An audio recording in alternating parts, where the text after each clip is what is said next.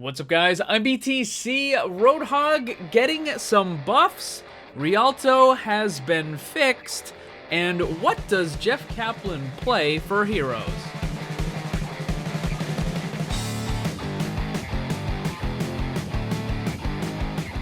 First up is the Rialto map. Recently it got some changes because the win rate of attackers versus defenders was quite bad. It was, in fact, the worst of all the maps in the entire game. It was 42% for attackers and 58% for the defenders. Now, Blizzard always tries to go with as close to a 50-50 as they possibly can, and that kind of gives the indication that the map is largely balanced. Now, whether or not it's fun, well, that's a totally another issue, but at least the map is balanced.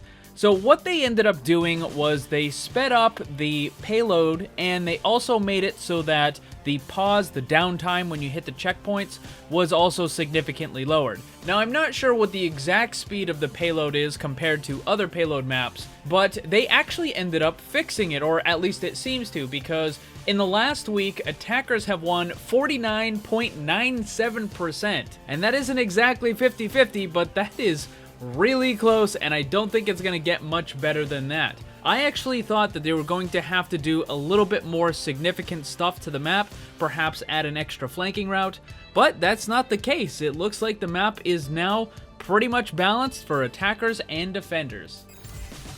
Also on the forums, Jeff Kaplan addressed some concerns and some criticisms about how Blizzard is handling the tank situation. So Jeff Kaplan, in responding to it, actually said that he does in fact care about tanks, and then he showed off this image right here, which is his actual profile and the characters that he's played the most. So 122 hours on Reinhardt, 75 hours on Winston, 52 on Zarya, Diva 33, and 24 on Roadhog. So there you go, Jeff Kaplan is a tank and bruiser main. In addition to that, he addressed some questions aimed at Roadhog specifically, and he said that yes, Roadhog changes were intended for this round of PTR, but required animation, so they've been delayed a bit. He's not getting a rework, just some tuning balancing. Will take a bit more time than the recent PTR changes that went up, however.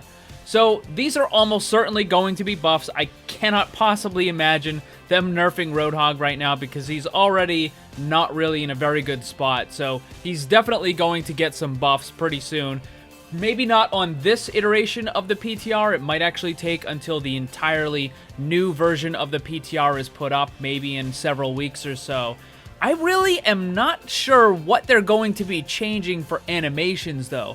Maybe they're doing kind of what they did with Reinhardt in a recent patch, where they're just kind of cleaning it up and making it look smoother and better and all that sort of stuff. It's not going to be anything like drastic, I don't think. It's probably going to be the hook. Maybe it's the ultimate, but I would lean more towards the hook, making it just feel a little bit cleaner, a little bit more crisp on when you're actually able to hit targets and reel them in and stuff. Now, as far as the balance of the character, there's been a lot of problems with Roadhog. One of the original versions, the Hook 1.0, was really problematic. So let me explain it to you this way. Imagine that the hook has this big sphere attached to it. And in Hook 1.0, when the game first came out, you could throw that, and if that little sphere around the hook hit any enemy, it would reel them in, even if the enemy was behind a wall and you didn't have line of sight to them. This is how you could hook people around corners, and it was extremely frustrating for anybody that it happened to. So Blizzard had Hook 2.0, and they changed it so it still has that sphere around the hook, but when you actually hit the sphere to the enemy, it does a line of sight check to make sure that you can actually see that target. If you can, it reels them in. If you can't, then it doesn't act as if it connected with the hook. Something else that they introduced in Hook 2.0 was the idea for the hook to break even after it connected. So what would happen is if you landed the hook, the target would have about half a second to break line of sight and go behind a wall. If they did that, then the hook would simply disconnect. This was a reversal of frustration from the previous version of the hook. because in Hook 1.0, the target would get really frustrated when they would get hooked and pulled in even when the Roadhog didn't have line of sight. And now in Hook 2.0, it's frustrating for the Roadhog because you can land the hook and then you don't actually reel them in. The obvious and optimal solution to this is to take the best parts of both. Make it so that you have to have line of sight in order to land the hook, but if the hook lands, they get pulled in no matter what. Roadhog has always been a relatively bad character, but with one awesome ability, that being the hook. When they buffed the Take a Breather, it made him a little bit better, but they also nerfed his damage.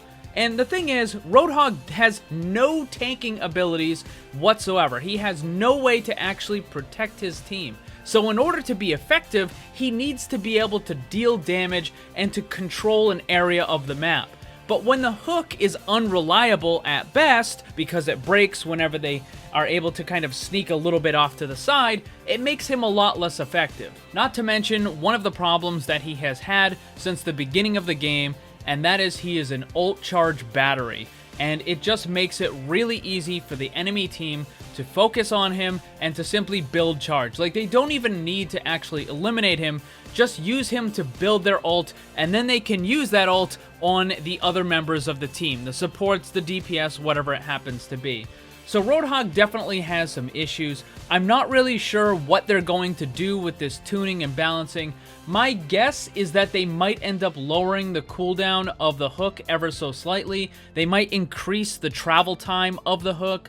Maybe they might increase his damage a little bit, just at the close range, not the distance, because they did just nerf his longer or medium range with his alternate fire because they felt that that was too strong. But I think it's possible they could increase his close range damage. Now that Jeff Kaplan has kind of let the jetpack cat out of the bag, we'll probably get more information about these changes pretty soon, even before they decide to put it on the PTR. So what do you guys think? What would you like to see changed about Roadhog?